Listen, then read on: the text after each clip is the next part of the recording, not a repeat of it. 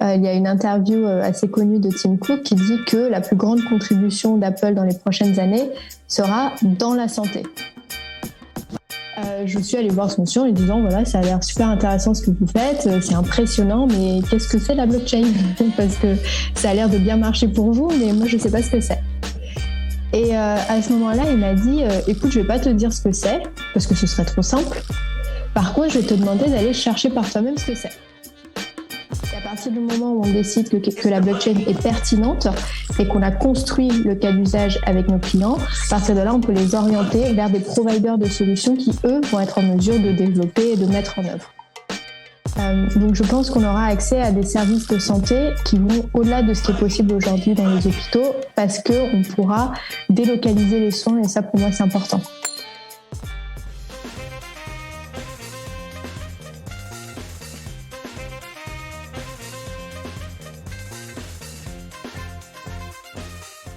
Exploratrice, explorateur, bonjour.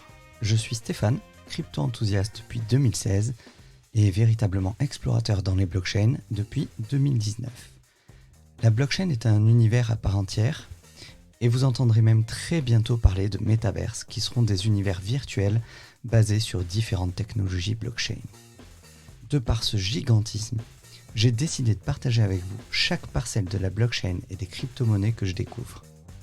En écoutant ce podcast, vous faites désormais partie de la famille des explorateurs crypto.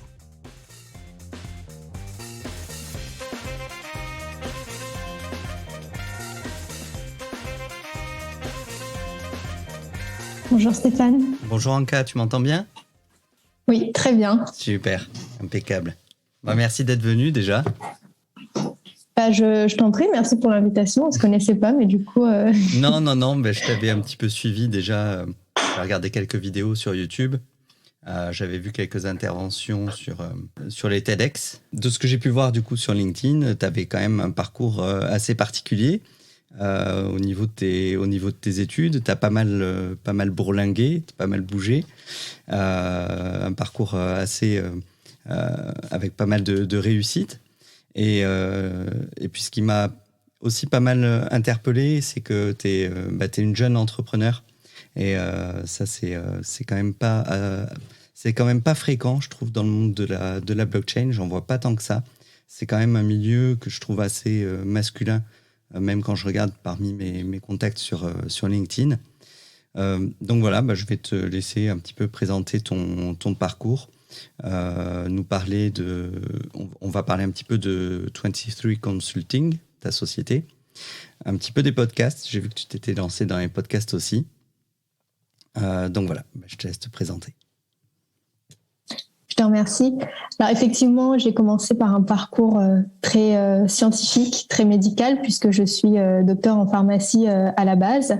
Mais très rapidement, je suis tombée dans la marmite de la health tech, du numérique en santé. C'est ce qui m'a absolument fascinée. Et très, très rapidement, depuis ma 2e ou 3e année d'études, ce qui m'a particulièrement intéressée, c'est que j'apprenais pendant mes études, quand on arrive en pharmacie, on nous explique que pour mettre sur le marché un médicament, il faut 10 à 15 ans, que c'est un processus qui est très long, c'est un processus qui est très complexe et qu'un patient qui a un besoin d'un traitement va devoir attendre extrêmement longtemps pour avoir une solution à son problème. En parallèle de ce que j'apprenais à la fac, je commençais à voir autour de moi des événements se mettre en place autour du numérique en santé, autour de l'entrepreneuriat, avec des acteurs qui expliquaient que le patient, on peut lui proposer une solution au bout d'un hackathon qui dure 72 heures et qu'il n'a pas besoin d'attendre 10 ans. Et j'ai trouvé ça absolument fascinant de me dire qu'il y avait dans la santé 2 mondes qui évoluaient visiblement à cette époque-là en parallèle, qui n'avaient pas grand-chose en commun. Une qui était traditionnelle, basée sur la chimie, la biotechnologie et qui proposait des traitements en 10 ans, et l'autre qui était basée sur le numérique et qui proposait des solutions en 72 heures. Et donc c'est à ce moment-là, c'est en faisant des hackathons, en allant à des événements de health tech, que je me suis dit que le pont entre ces 2 mondes manquait, et que c'était intéressant d'avoir un pied dans l'un, un pied dans l'autre et voir ce qu'il était possible de faire.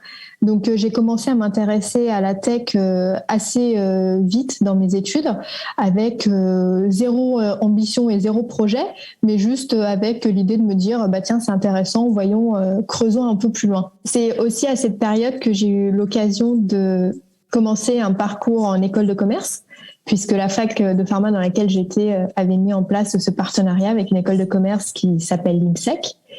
Et donc, pareil, un peu par curiosité, et puis sans trop savoir ce que je faisais à l'époque, je me suis dit, bah tiens, ça a l'air sympa, je vais faire ce cursus d'école de commerce. De toute façon, j'aurais rien à perdre. Au pire, ça m'ouvrira à de nouveaux sujets, de nouvelles perspectives. Donc, pourquoi pas.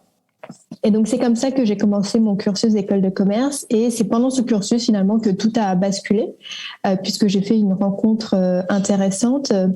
C'était une rencontre avec un monsieur qui était notre prof de nouveaux médias et un peu finance.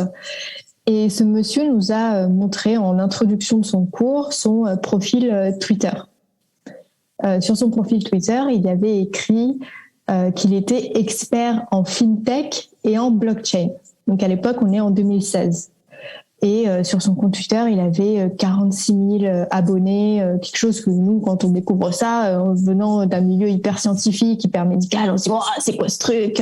C'est incroyable, fintech, blockchain, ça nous parlait absolument pas, mais on a trouvé ça fascinant. Et donc, par curiosité et puis toujours sans savoir vraiment ce que je faisais, je suis allée voir ce monsieur en lui disant voilà, ça a l'air super intéressant ce que vous faites, c'est impressionnant, mais qu'est-ce que c'est la blockchain? Parce que ça a l'air de bien marcher pour vous, mais moi je sais pas ce que c'est. Et à ce moment-là, il m'a dit écoute, je vais pas te dire ce que c'est parce que ce serait trop simple. Par contre, je vais te demander d'aller chercher par toi-même ce que c'est.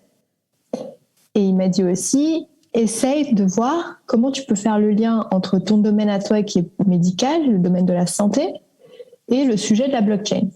Essaye de voir s'il n'y a pas des choses en commun, s'il n'y a pas des applications santé de la blockchain. Je me suis dit, bon, ok, pourquoi pas. Et ensuite, il m'a dit, tu sais, si tu fais ça, et que tu suis un petit peu ce que je te conseille de faire, que tu te laisses guider un petit peu par moi, je te garantis que dans 6 mois, tu vas devenir une superstar de la blockchain en santé. Je me suis dit, il se fout de ma gueule. Il se moque de moi. Bon, ça va être un peu son truc pour motiver les élèves. Bon, ouais. Ok. J'ai pas vraiment accordé plus d'attention que ça à sa phrase, même si elle m'a marquée, parce que bon, à quel moment quelqu'un te dit que tu vas devenir une superstar d'un sujet comme ça, sorti de nulle part. Et donc, je me suis dit, bon, bah, de toute façon, je savais pas trop ce que je voulais faire à cette époque-là. La blockchain, ça me parlait pas. Je me suis dit, j'ai rien à perdre, donc je vais creuser le sujet. Et c'est ce que j'ai commencé à faire. Donc, c'est très simple. Je suis allée sur Internet et j'ai tapé blockchain. En 2016, faut pas se faire d'illusions. Quand on tapait blockchain en santé, il y avait 0 information. Ça n'existait pas encore. Ouais, il y avait déjà pas grand-chose il y a même 2-3 ans. Quand moi, j'ai commencé à chercher en 2018, blockchain santé, tu avais 2-3 petites vidéos sur YouTube de projets, d'idées, quelques conférences, mais c'était très, très basique, très, très sommaire.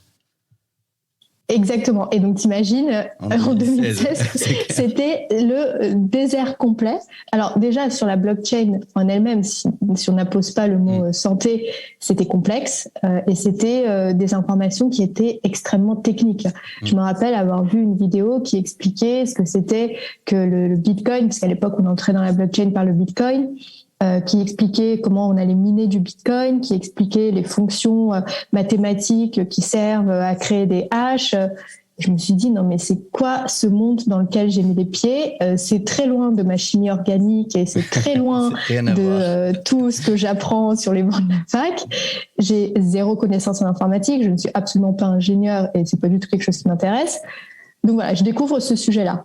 Et donc, en fait, j'ai fait un petit travail de recherche, d'investigation. Je me rappelle, j'avais mon cahier à côté de moi et puis je notais ce que j'apprenais dans les vidéos. Et puis, à chaque fois que je lisais un nouveau papier, que je voyais une nouvelle vidéo, je complétais, jusqu'à essayer de voir un petit peu plus clair déjà ce que c'est que cette histoire de blockchain.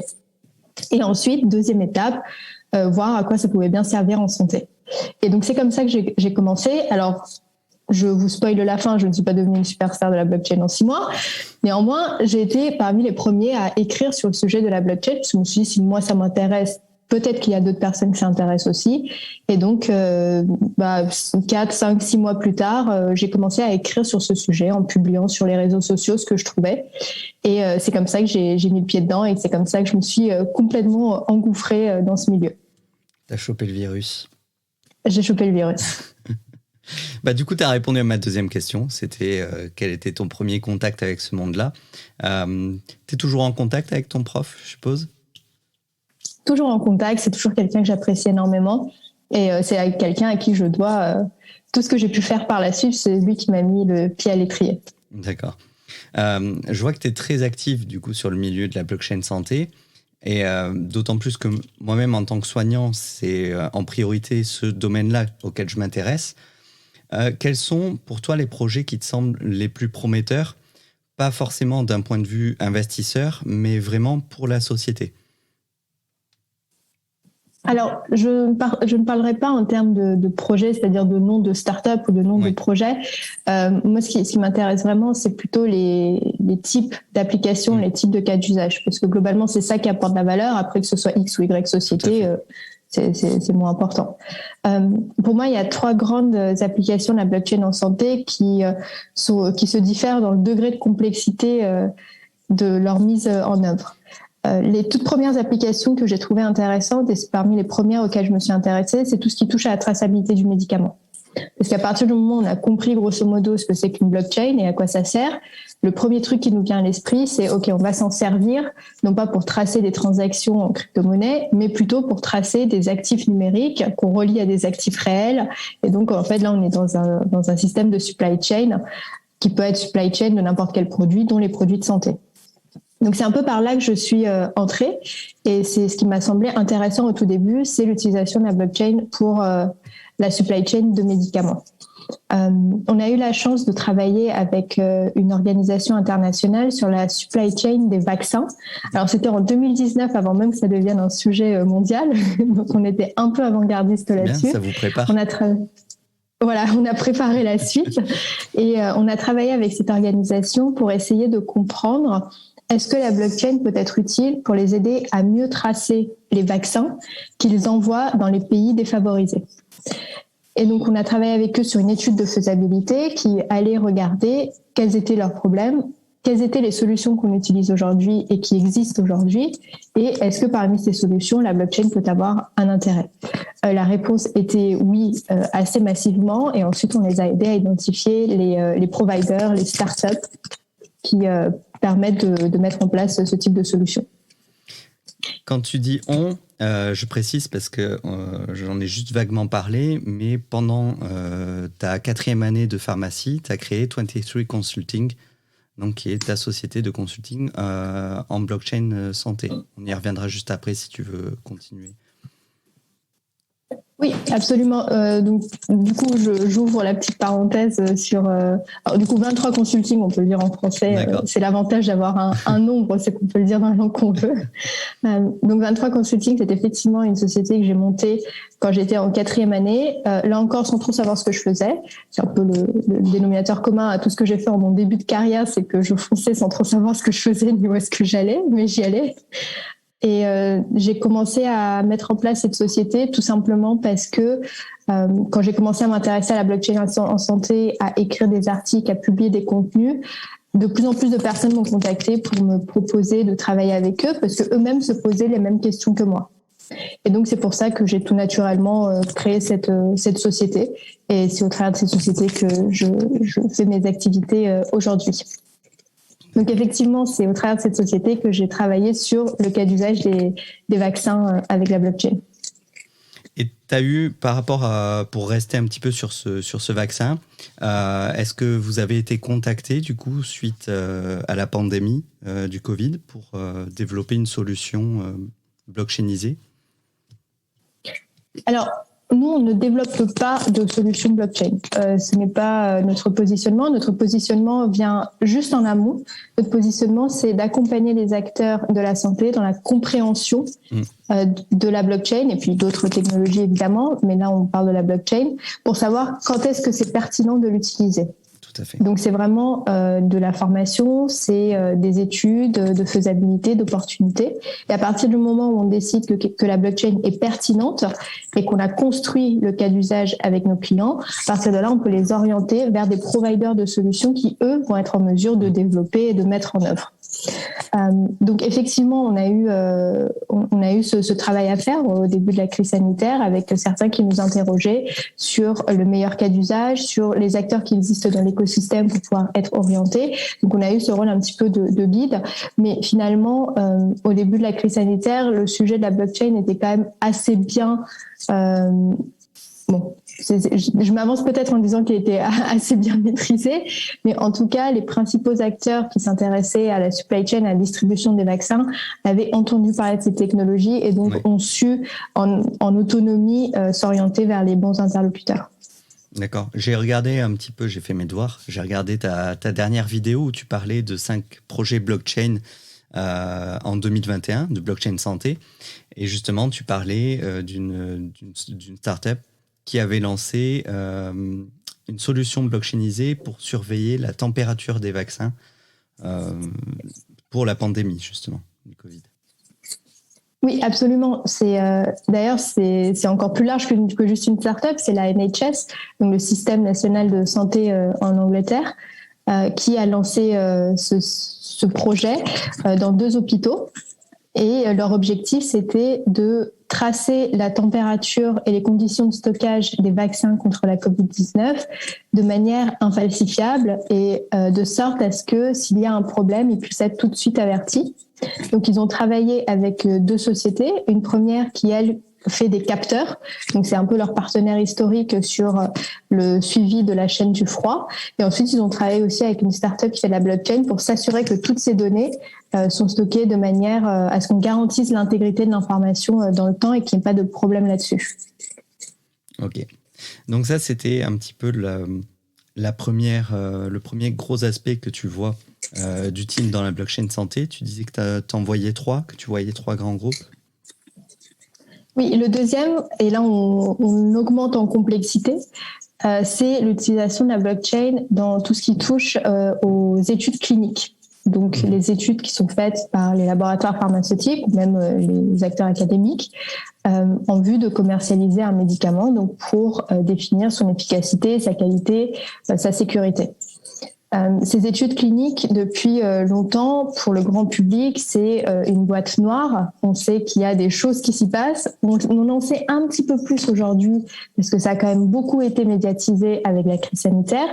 Mais globalement, il y a toujours cette crainte du grand public que les données soient manipulées, falsifiées, qu'il y ait des dérives quand on parle des données issues d'études cliniques.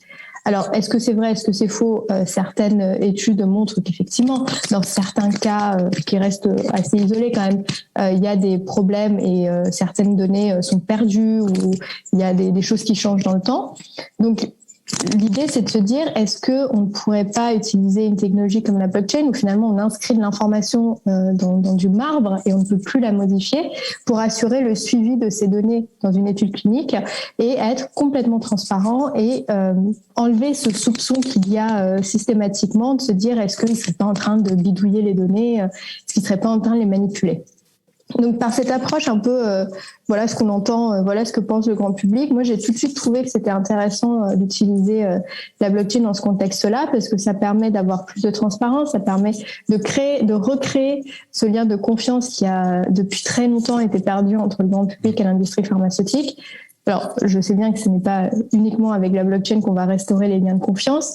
Néanmoins, c'est un outil dont on dispose aujourd'hui. C'est un outil qu'on peut mettre en place et c'est un outil qui peut servir à avoir plus confiance dans la façon dont sont mis aujourd'hui sur le marché nos médicaments. Et ensuite, le troisième cas d'usage, pardon. Excuse-moi.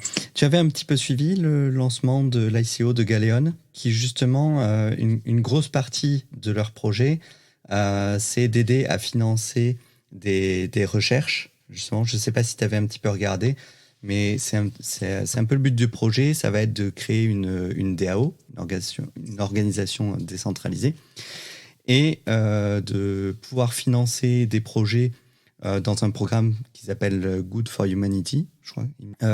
Globalement, en fait, ils veulent financer des projets de recherche, que ce soit sur l'intelligence artificielle ou autre. Et en fait, les laboratoires de recherche pourront obtenir des financements de la DAO qui votera sur quel projet ils vont lancer les financements ou pas.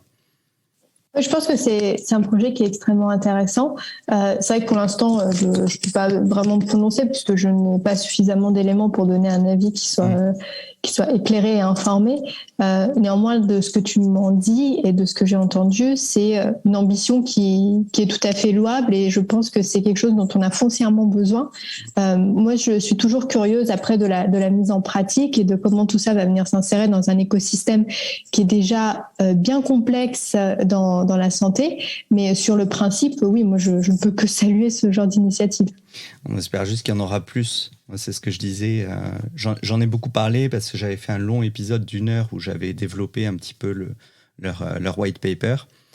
Et du coup, j'ai pas mal de monde qui me posait des questions. Beaucoup de gens qui comprennent pas que c'est pas un projet sur lequel on investit pour faire du bénéfice dans 6 mois, parce qu'on parle de santé. Donc, c'est sur des années que ça va se développer, forcément. C'est pas comme d'autres projets de blockchain qui peuvent aller très, très vite. Dès que ça touche à la santé, ça demande aussi un aval de la régulation, des États. Et c'est sûr que ça peut être très long. Et j'espère qu'on verra beaucoup d'autres projets dans ce genre-là, que ça va se démocratiser. Oui, je pense qu'on en a vu un certain nombre aussi. Faut quand même se rendre compte que au pic, on va dire, du hype de la blockchain, donc il y a 2018-2019, il y avait un nombre considérable de projets blockchain santé qui essayaient de faire quelque chose d'assez similaire à ce que souhaite faire Galion. Malheureusement, ces projets n'ont pas abouti. C'est pour ça que je suis toujours extrêmement curieuse au regard de tout ce qui a pu se passer les années précédentes, de savoir aujourd'hui un projet qui arrive et qui revendique une valeur ajoutée similaire à ce que certains autres projets ont pu revendiquer. Qu'est-ce qui fait que cette fois-ci, c'est soit le bon timing, soit la bonne équipe, soit les bonnes compétences, soit le bon produit aussi à mettre sur le marché et que cette fois-ci, ça va aboutir. Ouais. On va voir. Et c'est vrai que du coup, tu es dessus depuis plus longtemps que moi et j'avais probablement raté cette vague de 2018-2019 sur toutes les blockchains santé. C'est pour ça que je te suis un petit peu plus, parce que ça permet d'avoir une meilleure vision d'ensemble sur ce domaine-là, surtout que c'est vraiment un domaine où je voulais me spécialiser. Et du coup, ton troisième aspect que tu voyais ? Alors, le troisième aspect qui me semble intéressant de la blockchain en santé, et là, encore une fois, on augmente la complexité au maximum, c'est l'utilisation de la blockchain dans la gestion des données patients. Ça, c'est un vaste sujet. Je pense qu'on pourrait faire 10 épisodes rien qu'en parlant de la blockchain et des données patients. D'où est parti ce cas d'usage ? Tout simplement de l'idée de se dire que les patients aujourd'hui veulent avoir plus de contrôle, plus de maîtrise sur l'utilisation de leurs données de santé. Ça, c'est un constat qui est assez unanime dans plein de pays différents dans le monde. C'est le grand sujet quand on parle de données de santé. Une fois qu'on a dit ça, on se pose la question, ok, c'est très bien, qu'est-ce que ça veut dire déjà dans un premier temps d'avoir plus de contrôle et plus d'accès à ces données de santé ? Est-ce que ça veut dire de donner systématiquement notre avis à chaque fois que nos données sont utilisées ? Mais dans ce cas-là, qu'entend-on vraiment par données de santé ? Qu'est-ce que sont les données de santé ? Beaucoup de personnes pensent que leurs données de santé, c'est juste ce qui se trouve dans leur dossier médical. Or ça représente à peu près 10% de leurs données de santé. Tout le reste, c'est tout ce qu'on peut poster, par exemple, sur les réseaux sociaux, tout ce qui est capté par notre montre connectée et tous les objets connectés qu'on utilise autour de nous. Bref, il y a énormément de données de santé. Donc déjà, s'entendre sur ce qu'on appelle données de santé. Et ensuite, il y a énormément de façons différentes d'utiliser les données de santé. Est-ce que c'est la même chose quand on utilise des données identifiantes pour un targeting publicitaire que quand on utilise des données anonymisées pour faire de la recherche médicale ? Donc en fait, on se rend compte que sous ce terme de vouloir avoir plus de contrôle sur ces données de santé, c'est finalement plein de micro-sujets différents, avec des données de santé qui ont plein de caractéristiques différentes, dans plein d'usages différents, et que finalement dire qu'aujourd'hui le patient veut avoir le contrôle de ses données de santé, ça ne veut strictement rien dire, puisque c'est tellement générique que ça en perd le sens. Et donc aujourd'hui, les projets qui utilisent la blockchain sont là pour justement essayer de définir sur quel type de données de santé est-ce que le patient peut avoir plus de contrôle, sur lequel est-ce qu'il veut avoir plus de contrôle, et comment est-ce qu'on met en place en termes techniques ce contrôle. Et donc c'est ça que je trouve extrêmement intéressant. Et en fait, si on regarde un petit peu entre ces 3 cas d'usage, on se rend compte que plus il y a de données en jeu et de données personnelles, plus la complexité du projet augmente. Sur les supply chain, il n'y en a pas, donc on ne se pose pas la question. Sur la gestion des données patients, on ne parle que de ça, et donc c'est extrêmement complexe. D'accord, je te remercie. C'est vrai que c'est cette problématique des données patients, en tant qu'infirmier, je la vois plus en termes de dossier patient pur, dossier médical. Je me suis déjà intéressé au DMP, dossier médicalisé du patient, qui a été créé par l'État. C'est une usine à gaz, très clairement. Je me rappelle la première fois que j'ai touché, j'ai passé 45 minutes à rédiger un texte pour les directives anticipées, que je trouve quand même quelque chose d'assez important et dont on ne parle pas assez. Et au bout de 3/4 d'heure à rédiger mon truc, en fait, la page m'avait déconnecté en disant bah non, ça fait trop longtemps que c'est inactif. Et du coup, j'ai perdu ces 3/4 d'heure de texte. Et j'ai jamais réessayé de me plonger là-dedans. Je vois le problème aussi, la problématique d'accès à son dossier médical. Même si c'est ton dossier médical, tu dois faire un courrier recommandé à la direction de l'hôpital qui se réserve le droit de refuser l'accès à ton dossier selon ce qu'il y a dedans. Enfin, c'est très, très compliqué. Je ne parle même pas quand c'est les familles qui veulent essayer d'accéder au dossier quand il y a eu un décès, par exemple. Là, c'est encore pire. Mais c'est vrai que c'est très compliqué d'avoir un dossier médical accessible aujourd'hui. Ah oui, l'autre partie, c'était le partage du dossier médical du patient. Parce qu'aujourd'hui, la grosse problématique pour moi, c'est que chaque hôpital possède un dossier médical pour une personne.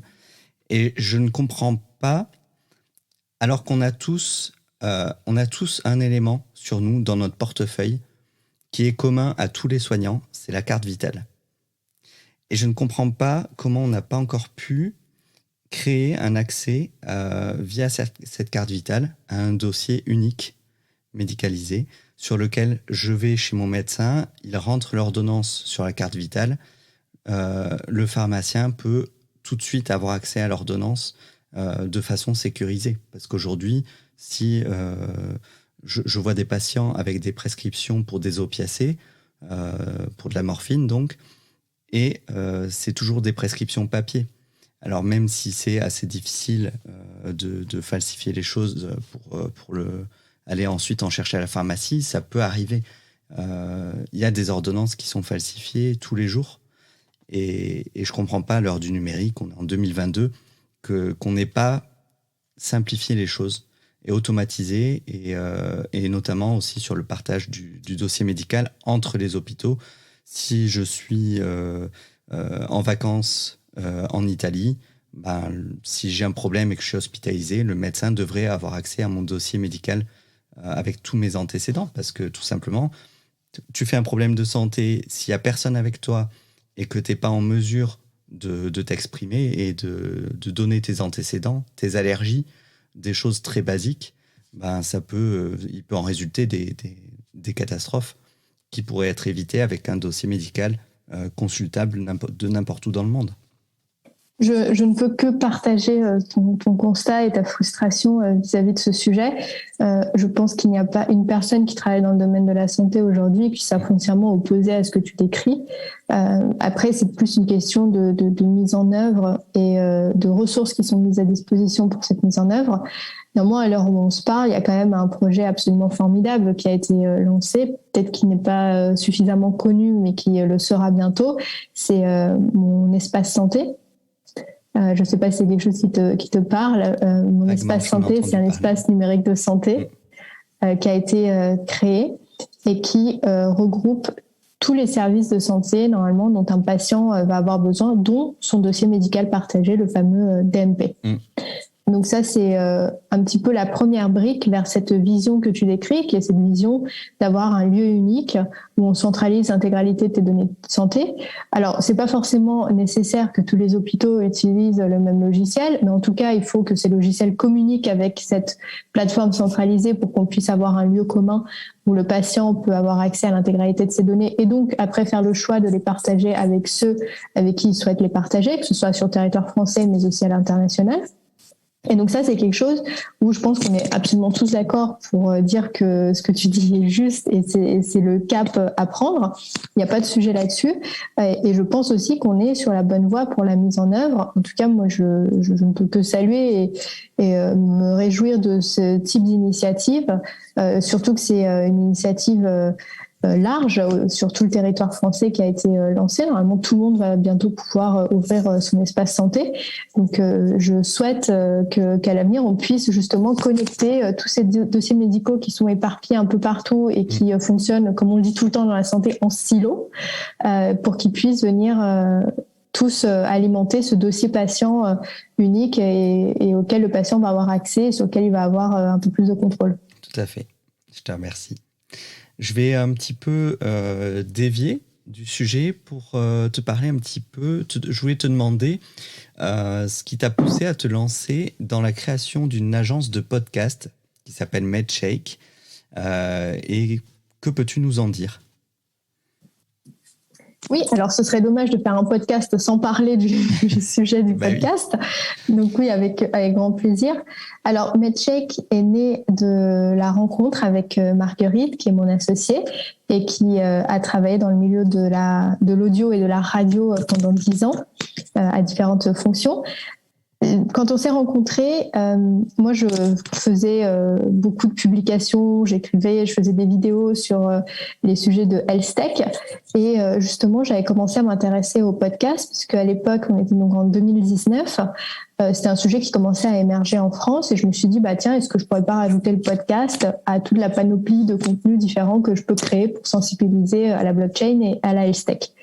Et donc, en discutant avec elle, on s'est rendu compte qu'on avait tous les deux cet intérêt pour le podcast. Alors, moi, c'était un intérêt, j'étais vraiment, je ne connaissais pas grand-chose, mais c'était juste un intérêt parce que j'ai entendu parler. Elle, c'était une vraie expertise. Donc, on n'était pas du tout au même niveau, mais en tout cas, on est tous les deux curieuses de ce sujet avec l'envie d'approfondir. Et donc, on a commencé en créant notre propre podcast qui donnait la parole à des femmes qui sont leaders dans la santé pour expliquer leur parcours et expliquer comment elles en étaient arrivées là. Et de fil en aiguille, on a commencé à avoir des demandes d'acteurs de la santé qui souhaitaient eux aussi lancer leur podcast. Et puis, vu qu'on était un peu parmi les premiers à créer des podcasts sur le sujet de la santé, c'est un peu vers nous qu'ils se sont orientés à ce moment-là. Donc, de fil en aiguille, on a commencé à créer en mars, début de 2020, des podcasts pour des tiers. Et c'est comme ça qu'est né le studio de production de podcasts MedShake Studio, qui du coup est devenu le premier studio en France spécialement dédié à la production de podcasts pour le milieu de la santé. Donc aujourd'hui, on travaille, donc ça fait bientôt 2 ans que le studio existe, on travaille avec des laboratoires pharmaceutiques pour créer des podcasts pour les professionnels de santé, pour créer aussi des podcasts pour le grand public avec des associations de patients. Donc on couvre vraiment une grande panoplie d'acteurs de la santé pour lesquels on propose la création de podcasts pour innover un petit peu dans leur communication et se démarquer aussi parce qu'il y a quand même un brouhaha ambiant avec tellement d'informations et tellement de contenu dans tous les sens que le podcast permet aujourd'hui quand même de se démarquer et d'être très créatif. Oui, c'est un format que j'aime beaucoup. J'avais essayé de me lancer un petit peu dans la vidéo, mais ça demande beaucoup de temps. Et je trouvais ça assez frustrant de devoir passer des heures et des heures sur un montage pour une vidéo d'une dizaine de minutes. Alors que le podcast permet d'aller, je trouve, plus loin dans les échanges. On peut facilement faire des émissions d'1 heure, de 2 heures et approfondir vraiment les sujets. C'est quelque chose que j'aime beaucoup et je trouve, c'est vrai que dans la santé, c'est un format tout à fait adapté. Je suis complètement d'accord. Et puis, je pense qu'il y a effectivement le podcast, comme toi, tu peux faire, qui permet de vraiment prendre son temps, d'aller creuser un petit peu dans la tête de ses invités et de comprendre ce qu'ils font. Ça, c'est vraiment accessible à qui veut bien investir dans un micro pour se lancer, peut faire un podcast. Et ensuite, je pense aussi qu'il y a des podcasts beaucoup plus complexes. Et nous, c'est ce qu'on a plutôt tendance à proposer à nos clients, qui sont des podcasts avec un vrai travail du son, un peu comme une série qu'on regarde à la télé, où il y a un vrai travail sur plein d'aspects différents, que ce soit sur l'écriture, sur la réalisation, sur le son, etc. Et puis là, c'est là-dessus que nous, on se positionne, c'est sur ces créations beaucoup plus complexes à mettre en œuvre. Ça me donne envie. C'est l'objectif. Ça me donne envie. Non, mais c'est vrai, j'ai longtemps réfléchi. Tu sais que mon matériel pour le podcast, je l'ai acheté en fait 1 an avant de me lancer. Pendant 1 an, je l'avais et je l'utilisais pas, j'osais pas. Et je voulais au départ me lancer dans un podcast plus orienté sur la santé, justement, sur le soin infirmier. Et voilà, peut-être que j'y reviendrai. Avec grand plaisir. De toute façon, on est toujours à l'affût de professionnels de santé qui veulent se lancer dans le podcast. Donc, j'espère qu'on aura l'occasion d'en discuter. Mais avec plaisir. Il y a une de tes dernières vidéos qui m'a pas mal plu parce que je suis un petit peu un fanboy d'Apple et tu nous expliques comment Apple pourrait vraiment entrer dans l'histoire de la santé, entrer dans l'histoire par la santé. Du coup, est-ce que tu peux nous en dire un petit peu plus pour les personnes qui n'ont pas regardé ta vidéo ? Oui, alors Apple dans la santé, c'est un sujet qui date d'il y a quelques années, donc c'est relativement récent, mais c'est un sujet sur lequel ils investissent énormément et sur lequel ils souhaitent vraiment se positionner. Il y a une interview assez connue de Tim Cook qui dit que la plus grande contribution d'Apple dans les prochaines années sera dans la santé. Donc déjà, quand on pense à cette phrase, ça veut dire beaucoup de choses parce que nous, quand on réfléchit, on se dit quelle est la plus grande contribution d'Apple. Bon, je sais pas, l'iPhone, l'iPad, voilà, c'est à peu près à ça qu'on réfléchit. On se dit pas c'est la santé. Et pourtant, c'est un petit peu leur ligne directrice dans les prochaines années. Donc c'est pour ça que je me suis intéressée à ce sujet. Apple, leur plus grande contribution dans la santé à l'heure d'aujourd'hui, c'est l'Apple Watch. C'est globalement ce qu'on connaît de mieux. C'est le fait de pouvoir collecter des données de santé grâce à l'Apple Watch et de pouvoir un petit peu tracer son activité physique, son rythme cardiaque. On a aussi une fonction qui a été testée pendant des études cliniques, qui est la fonction d'électrocardiogramme qu'on a sur certaines Apple Watch. Donc l'entrée en tout cas la plus connue dans le domaine de la santé, c'est via la Watch. Néanmoins, c'est pas la première parce que il y a quelques années, Apple avait lancé ce qu'on appelait des kits, le Care Kit ou le Research Kit, qui étaient des kits qui permettent aux développeurs de proposer des applications pour le monde de la santé, pour la prise en charge des patients, donc avec le suivi de leur maladie, mais aussi pour la recherche clinique. Apple, ce qu'ils se sont dit, c'est qu'ils ont une base d'utilisateurs qui est absolument phénoménale. Il faut savoir que dans le monde, il y a 900 millions de personnes qui ont un iPhone. Donc, c'est considérable. Et qu'à partir du moment où on propose un service sur un iPhone, on a accès, même si c'est à une fraction de cette population, c'est quand même énorme pour pouvoir collecter des données pour répondre à des enjeux de recherche médicale ou de suivi de certaines maladies. Donc, ils sont rentrés par ce sujet-là. Aujourd'hui, Apple souhaite aller beaucoup plus loin dans la démarche, puisqu'ils ont pour ambition d'aller sur des services beaucoup plus médicalisés et beaucoup moins, on va dire, gadgets, parce qu'on sait aujourd'hui que beaucoup des fonctionnalités qui existent sur les Apple Watch ou sur leurs différents devices finalement n'ont pas forcément de preuves scientifiques solides derrière. Donc l'objectif, c'est aussi d'apporter des preuves sur certaines de ces applications.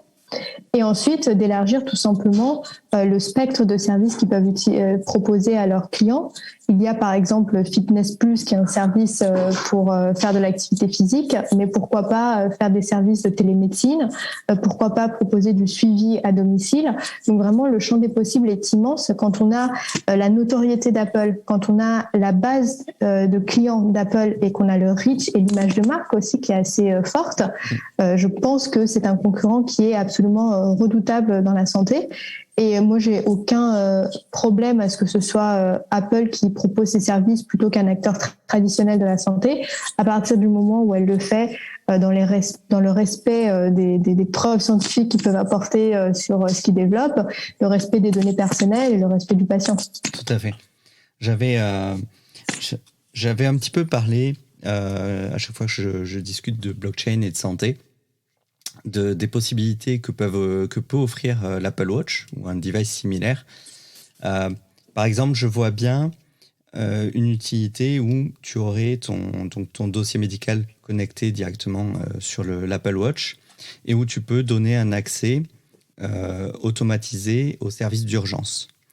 Et où on se dirait, si à l'occasion en fait, des améliorations, une Apple Watch est capable de détecter un problème cardiaque grave ou lors d'une chute, par exemple, elle pourrait avertir directement les secours.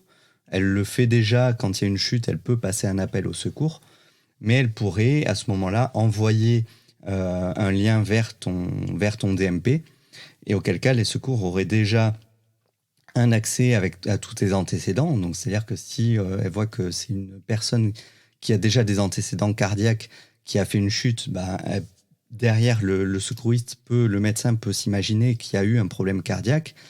Et derrière, l'hôpital peut commencer à s'organiser, à organiser les secours.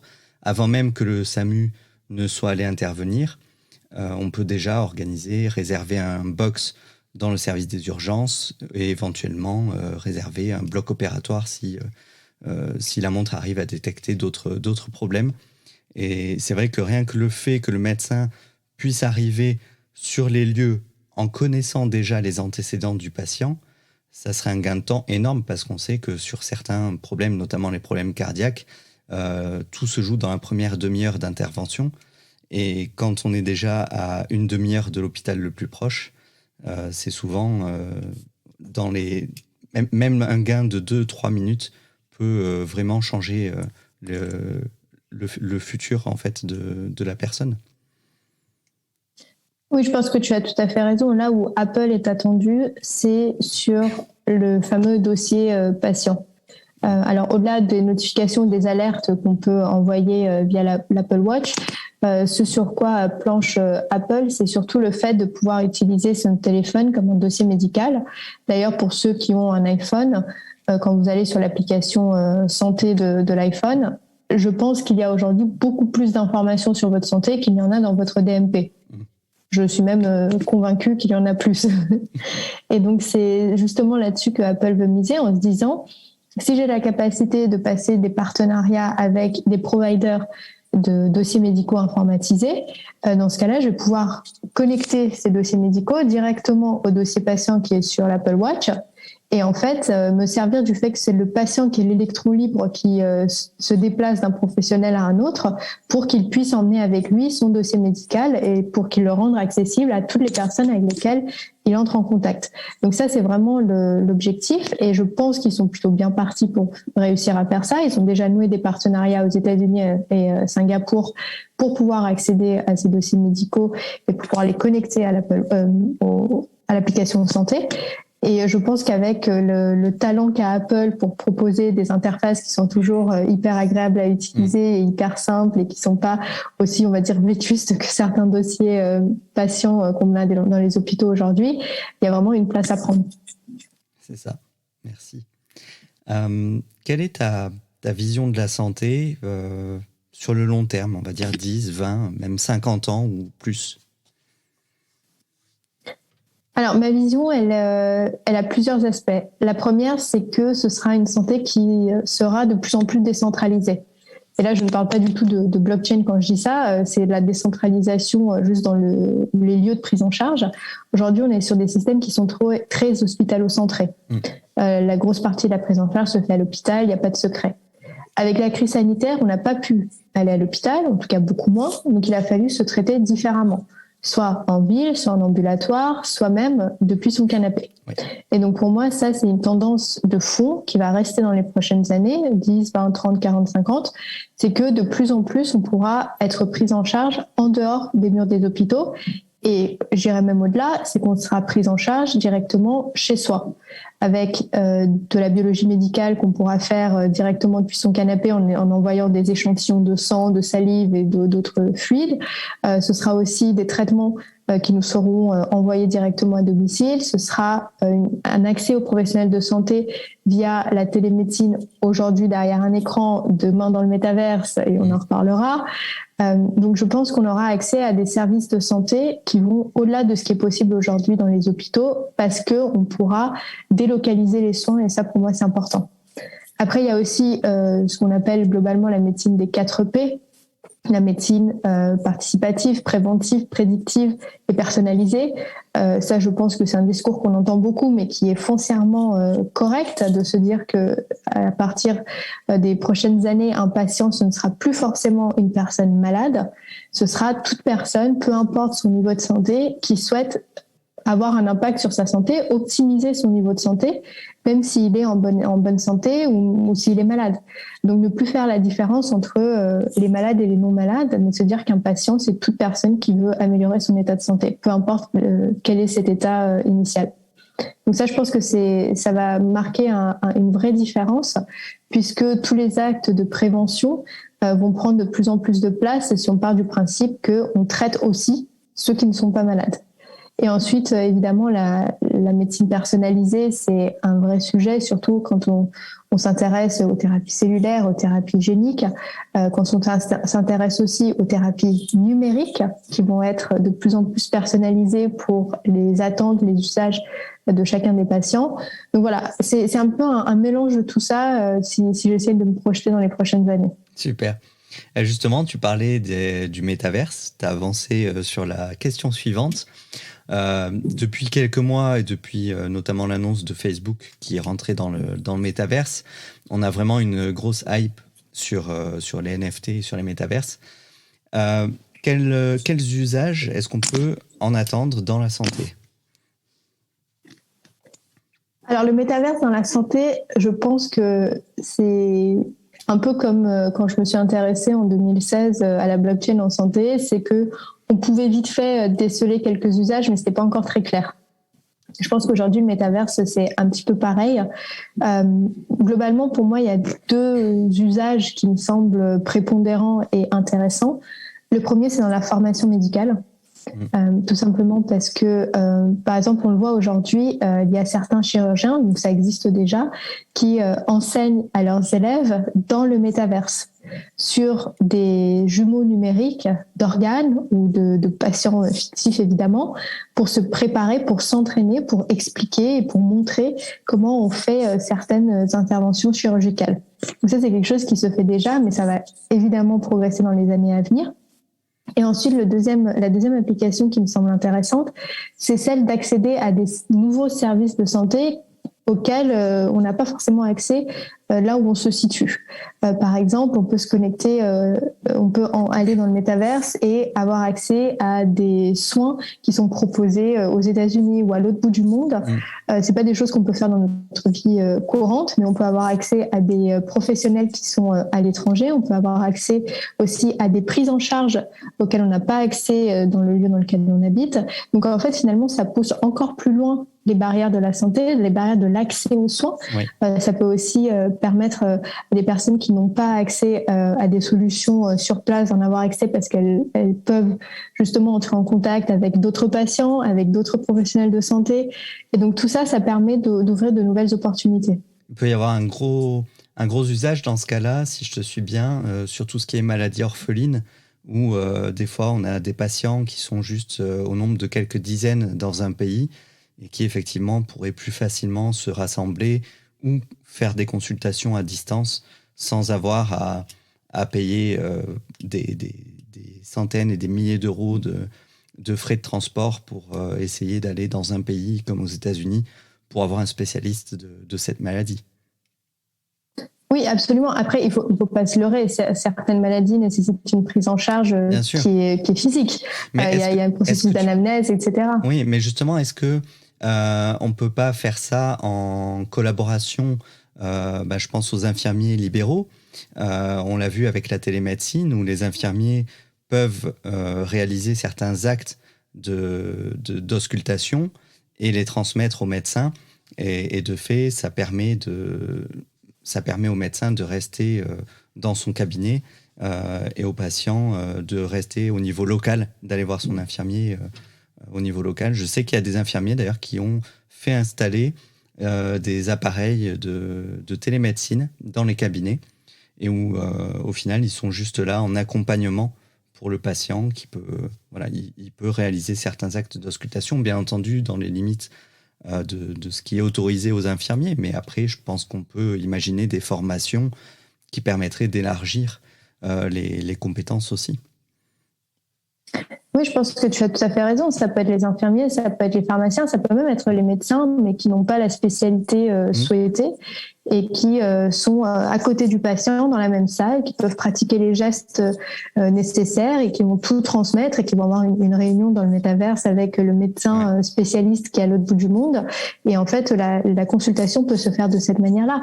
C'est tout à fait possible. On le voit déjà avec la télémédecine, avec la téléexpertise, les téléconsultations, la télésurveillance, toutes ces différentes briques de la télémédecine. Et c'est juste, pour moi, l'étape d'après, c'est de se dire qu'on n'est plus derrière un écran, on est complètement dans un monde virtuel et dans lequel on voit les spécialistes qui sont autour de la table, on peut avoir une vraie discussion et on peut vraiment amener la chose un peu plus loin. Super, on est sur la même longueur d'onde. Pourquoi, à ton avis, n'a-t-on pas profité de la Covid-19 pour enfin développer un passeport santé? Alors ouais, j'ai rédigé ma question, mais tu as un peu répondu puisqu'on on a avancé là-dessus avec ce que tu disais, donc qui n'est pas le passeport, ils n'ont pas appelé ça le passeport santé. D'ailleurs, c'est vrai que dès qu'on a parlé de passeport numérique avec le Covid, ça avait fait un tollé au niveau des gens. C'est vrai qu'il y a une grosse crainte de la population de se faire tracer et tout. Donc c'est toujours arriver à trouver les mots justes pour faire accepter quelque chose qui est pourtant évident pour nous. Mais du coup, tu as répondu tout à l'heure. Comment tu as dit? J'ai oublié le nom du coup. Mon espace santé. Mon espace santé, merci. Attends, j'ai juste pas... C'est bien. Oui, c'est ça. Parce qu'en fait, ça importe un nom pour le grand public et un autre nom... Donc voilà, c'est bien mon espace santé qu'il faut retenir. D'accord, super. Ah oui, je voulais te demander si adopter la blockchain dans la santé présente des risques, selon toi. Non, selon moi, utiliser la blockchain dans la santé ne présente pas de risque, d'autant plus que je ne vois pas comment une technologie peut représenter un risque. Ce qui représente un risque, c'est surtout la façon dont on s'en sert. C'est là-dessus que se trouve le débat. Quand on regarde les cas d'usage sur la supply chain, sur les études cliniques, sur la gestion des données patients, globalement, ce qui représente un risque, c'est pas tant la blockchain, c'est plutôt comment est-ce qu'on va construire ce cas d'usage. C'est quel accès sera donné à quel type d'information, pour qui et dans quel contexte. C'est plutôt autour de ces sujets-là, en fait, que se trouvent les risques. C'est comment aussi on va construire ces solutions. Est-ce qu'on les construit en mettant tout le monde autour de la table, dont les patients, notamment quand on parle de l'utilisation de leurs données de santé ou pas. Est-ce qu'on fait bien la différence entre différentes typologies de données qui peuvent demander des accès complètement différents et des méthodes de gouvernance complètement différents. Donc c'est vraiment sur tous ces briques de mise en œuvre finalement que se trouvent les risques, beaucoup plus que sur la technologie en elle-même, où la technologie, elle est ce qu'elle est, et je pense qu'elle ne représente pas vraiment de risque. Très bien, merci. Je termine toujours l'interview par une question redondante. Est-ce que tu pourrais délivrer 3 conseils pour les explorateurs crypto qui nous écoutent, que ce soit dans le domaine de la blockchain, de la santé ou tout autre domaine qui te passionne? Alors, 3 conseils plutôt pour les personnes qui s'intéressent à la blockchain et qui ne connaissent pas trop la santé, ou les personnes qui connaissent la santé mais qui ne connaissent pas trop la blockchain? Les deux, parce que la plupart de ceux qui m'écoutent pour le moment, c'est plus des gens qui sont dans la blockchain que dans le milieu de la santé. Mais malgré tout, moi, je suis pas mal de personnes dans la santé et c'est aussi quelque chose que j'essaie de promouvoir, la blockchain dans la santé, parce que je pense que c'est un milieu dans lequel il y a beaucoup d'éducation à faire. Je l'ai vu avec mes collègues infirmiers où quand j'essayais de réfléchir sur des solutions blockchainisées par rapport à mon activité d'infirmier libéral, il y avait beaucoup d'incompréhension où les gens pensaient que je voulais proposer une solution qui permettrait à la Sécu de nous fliquer, on va dire. Alors que ce que je proposais, c'était de sécuriser sur la blockchain les soins, de valider les soins qu'on fait auprès des patients. Et comme ça, il y a souvent beaucoup de problèmes d'indus avec la Sécu qui accusent les infirmiers libéraux de ne pas avoir fait les soins parce que la Sécu estime que chaque soin que tu fais doit prendre tant de temps. Et du coup, si tu mets moins de temps que prévu, ils estiment que le soin n'est pas fait, même s'il est fait. Et du coup, je disais, cette solution-là, tu pourrais imaginer quelque chose de géolocalisé, où effectivement, on serait géolocalisé chez le patient à tel moment, où on pourrait faire signer de façon numérique au patient le soin pour le faire valider. Et au moment où on se retrouve devant le tribunal avec la Sécu, on aurait quelque chose de totalement objectif à présenter et une preuve comme quoi les soins ont bien été réalisés et on ne se retrouverait pas avec des dizaines de milliers d'euros à rembourser à la Sécu pour des actes qui ont été prestés au final. Et il y a une grosse crainte par rapport à ça qui est de donner un accès complet. Et j'avais beau expliquer aux gens que c'est l'utilisateur qui choisit à qui il donne accès à ces informations, c'est quelque chose qui reste très flou pour les gens qui ne connaissent pas la technologie en fait. Je pense que j'ai pas 3 conseils, j'en ai un, mais qui est d'ampleur. C'est le conseil que m'a donné quand j'ai commencé à m'intéresser à la blockchain, le fameux prof dont j'ai parlé. Ça se résume en do your homework. Fais tes devoirs, et je pense que ce conseil est d'autant plus d'actualité quand on voit toutes les bêtises qu'il y a aujourd'hui sur les réseaux sociaux en lien avec la crise sanitaire. Mais je ne peux que être d'accord avec cette phrase, c'est fais tes devoirs. Autant pour les gens qui travaillent dans la blockchain et qui veulent mettre un pied dans la santé, autant pour ceux qui sont dans la santé et qui s'intéressent à la blockchain. Si on commence par les premiers, la santé est un milieu extrêmement complexe. J'ai beau avoir fait des études dedans, avoir passé les 5 dernières années le nez dedans, je ne maîtrise encore qu'une fraction, qu'un millième de ce que c'est que le système de santé en France. Donc pour des personnes qui ne connaissent pas grand-chose de par leur parcours, ça demande un certain travail, ça demande une certaine implication pour essayer de comprendre un petit peu les rouages de ce système. Et je pense que c'est extrêmement important pour les personnes qui travaillent dans la blockchain et surtout dans les cryptos, parce que je vois beaucoup de personnes qui donnent des conseils d'investissement dans tel ou tel ICO, dans telle ou telle startup. Et je pense réellement qu'il y a un vrai travail à faire de compréhension de l'écosystème dans lequel vient s'insérer cette startup pour pouvoir donner un avis qui soit pertinent et un avis qui soit justifié. Et quand je regarde certains, je me dis qu'il y a quand même encore du travail à faire avant de donner ces avis comme ça sur la place publique. Donc vraiment faire ses devoirs. Et puis surtout pour ceux qui sont aussi dans la santé et qui s'intéressent à la blockchain, là c'est encore pire parce que la blockchain, je m'étais amusée une fois pour une conférence à faire une définition de la blockchain où c'était truc incompréhensible qui sert à acheter des drogues et des armes sur Internet. Globalement, c'était un peu ça à une certaine période, la définition de la blockchain pour ceux qui travaillent dans la santé. Et là encore, faites vos devoirs parce que ce n'est clairement pas ça.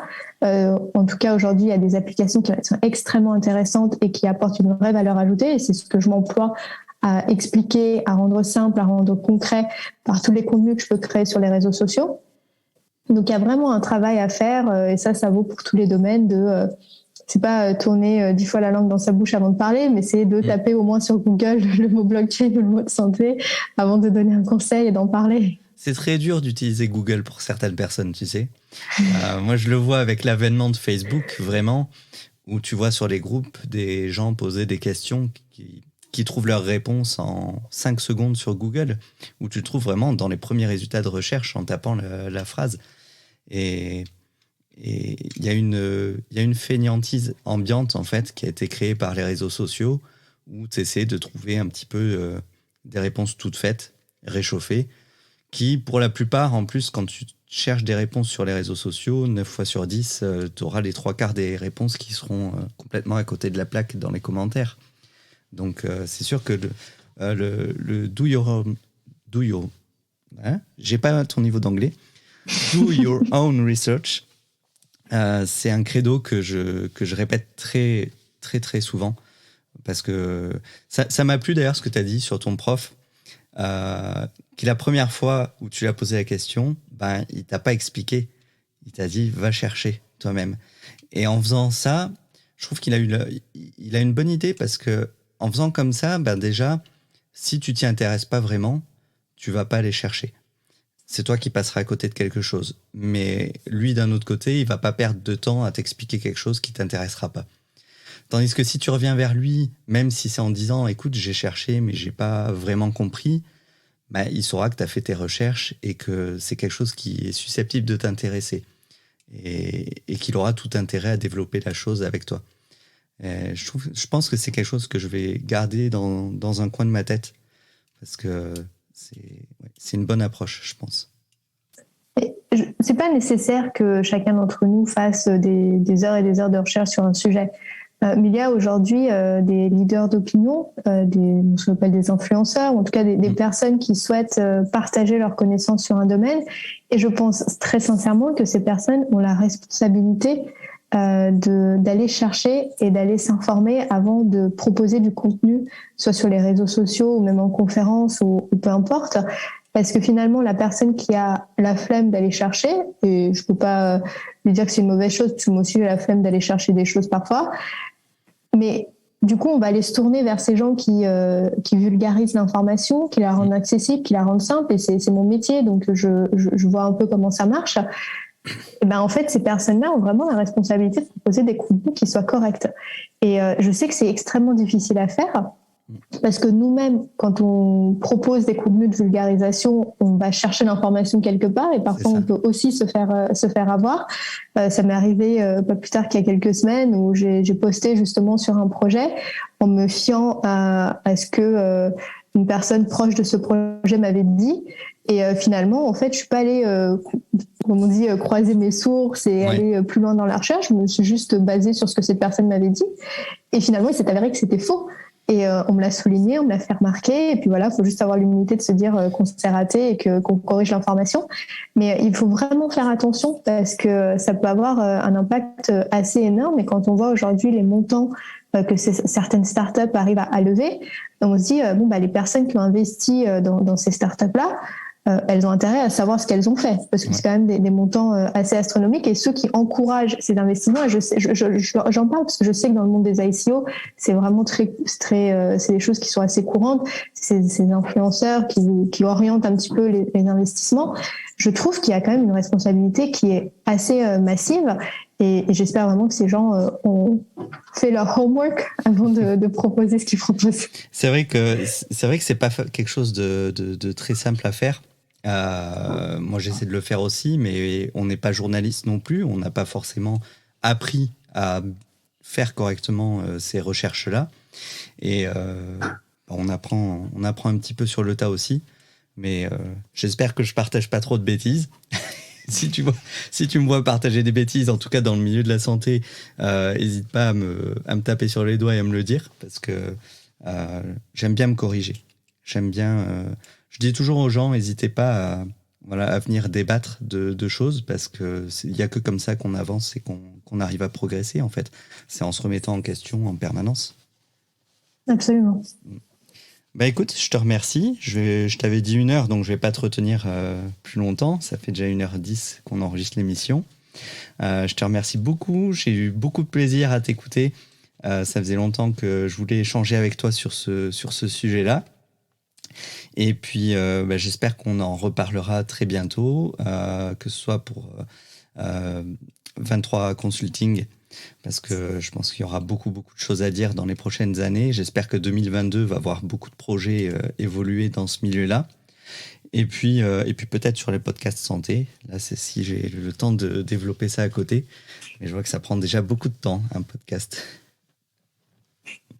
Merci beaucoup, en tout cas, à toi de m'avoir accueilli sur ce podcast. J'ai vraiment passé un très bon moment. Et j'espère que ceux qui nous écouteront en profiteront pour découvrir un petit peu plus le monde de la santé au-delà du monde de la blockchain. J'espère aussi. Je mettrai tous tes liens vers les réseaux sociaux ta chaîne YouTube, ton LinkedIn, et je pense que tu es sur Twitter aussi, je ne sais plus si je te suis sur Twitter. J'existe sur Twitter, mais je ne suis pas spécialement active sur Twitter. Si vous voulez me trouver, je suis sur LinkedIn. Ça marche. Donc, Anka Petré sur LinkedIn. Je mettrai le lien dans la description. Merci beaucoup, Anka. Et puis, à très bientôt. Merci.